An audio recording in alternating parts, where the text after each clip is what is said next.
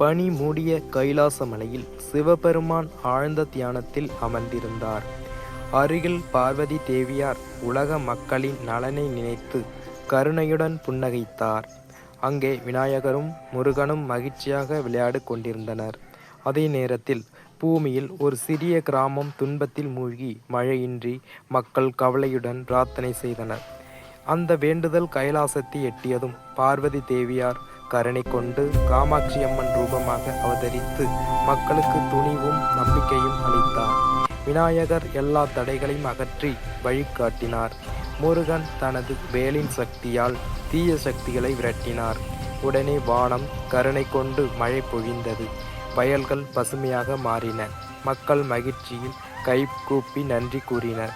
இறுதியில் சிவபெருமான் அருள் வழங்கி ஒற்றுமையும் நம்பிக்கையும் இருந்தால் எந்த துன்பமும் நீங்கும் என்று அருளினார்.